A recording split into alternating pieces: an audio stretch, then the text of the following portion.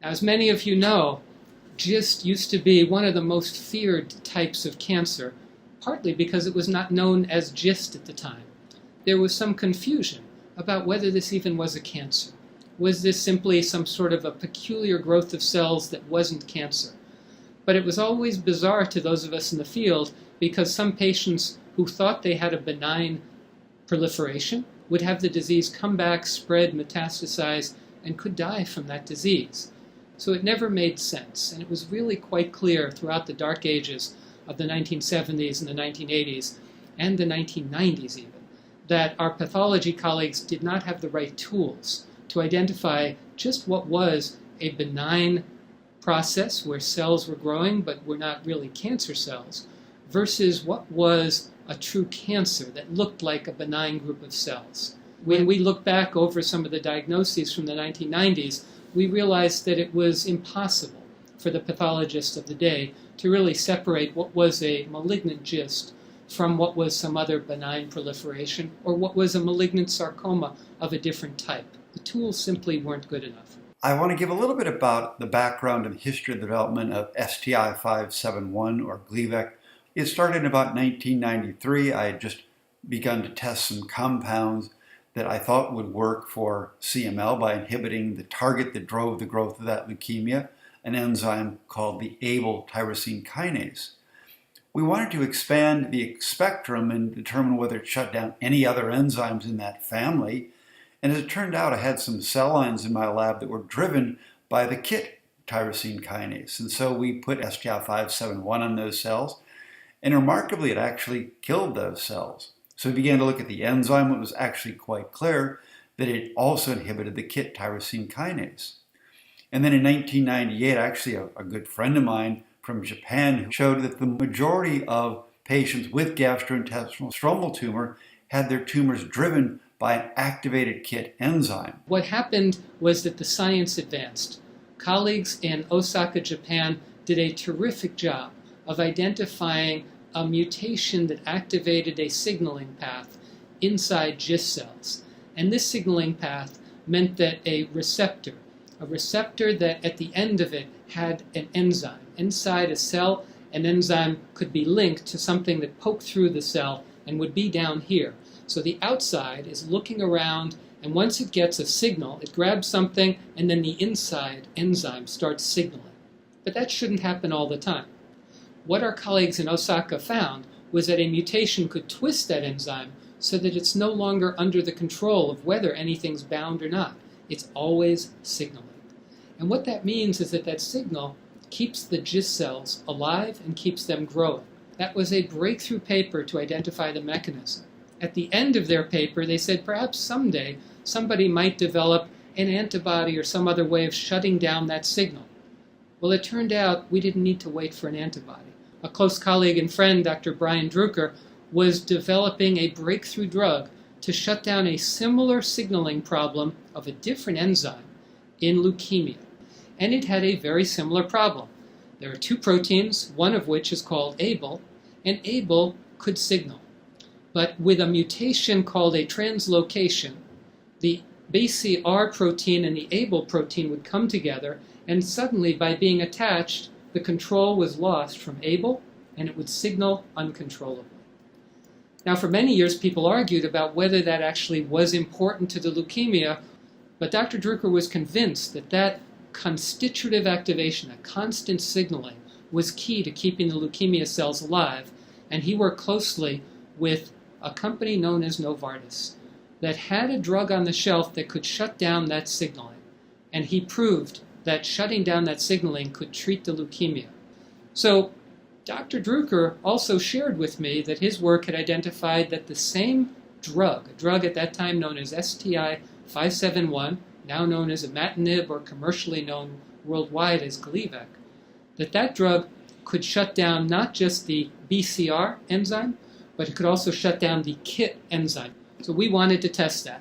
And one of my closest colleagues, Jonathan Fletcher, had developed one of the first cell lines, the ability to grow this human tumor in the laboratory. So we had GIST cells growing, and we had a wonderful postdoctoral fellow named David Tuvison, an MD and a PhD, who also did the terrific work of taking a small amount of Gleevec at the time, putting it into these cell cultures that Dr. Fletcher had growing, and showing that that immediately shut down the growth of the cancer cells. We were hoping that what we saw in the laboratory would translate into some benefit for a patient. I then learned that the Harvard group with George Dimitri and David Tuvison and Jonathan Fletcher had also come across the same idea using GIST cell lines and using Gleevec. So we joined forces with them to try to get a clinical study. But still, because of the rarity of the disease, it still was not viewed as something worth proceeding with from a sort of business standpoint. And fortunately, through a colleague here at Harvard, Professor Judah Folkman was key to identify the very first GIST patient upon whom we could test this hypothesis and who might benefit. That was a patient from Finland, and that patient had come to Boston seeking Dr. Folkman's advice. He referred that patient to me in our sarcoma center, and I said, we are working on a very interesting drug. Let's see if we could work together to get it for you. And that is the basis of how the development all started. We are doing things together as a group between researchers, developers, clinicians like George Dimitri, who has been exemplary in being a most constructive academician who not only has science in mind, but patients in mind. And so also for us, it is absolutely essential that we can collaborate in this way. We gave this patient the first dose in early 2000.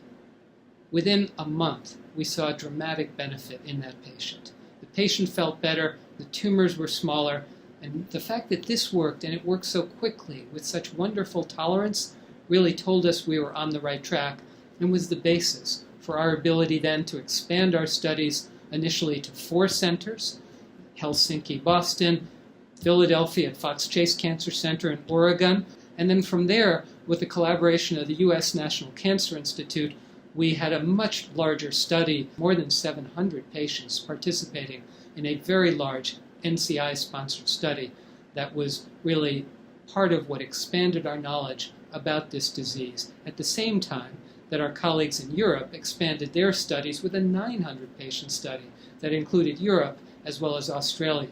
So we essentially went from a time of no treatment at all to a time where we would expect the vast majority of patients to respond to Gleevec, in some cases quite dramatically. So even in our first early studies, for example, we had a patient who was on hospice, expected to probably live less than a month, and now 15 years later, she's still on Gleevec, doing fine, with minimal side effects.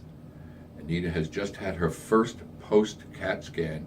She's been on this pill for 28 days. And the radiologist comes running into the room. Norman had never seen anything like it. 50% of your wife's tumors are gone, and the rest are dissolving into liquid. So I witnessed this dramatic change. There were many small tumors that totally disappeared, and there were a few large tumors, large solid tumors, which became basically liquid. Which is something that I'd never seen at that point. It was an exciting time. It was exciting because we were helping patients. We were proving that precision cancer medicine could really make a difference. That if you understand what makes a cancer tick, you can actually develop smart drugs to shut that off and hopefully help patients. This model of matching molecular abnormalities to our therapy has been adapted by many other cancers. So we're no longer a sort of one-size-fits-all chemotherapy for everyone model. Now we're in a situation where we want to understand what are the abnormalities present in the cancer and what is our best therapy for that cancer. And by doing so, we maximize our chances of response and minimize, in most cases, the toxicity of treatment.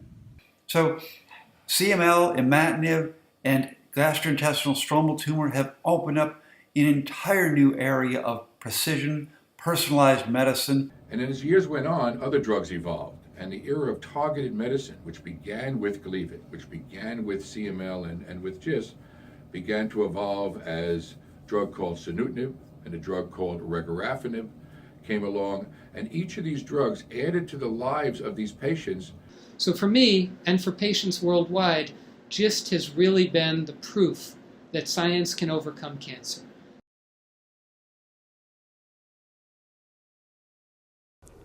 Our experience in developing our therapy for GIST demonstrated how collaboration with patient organizations, healthcare professionals, and regulatory authorities can help speed the availability of a critical therapy for patients in need. We've had a 15-year relationship with LifeRaft, which serves as a strong example of how we work with patients across cancer.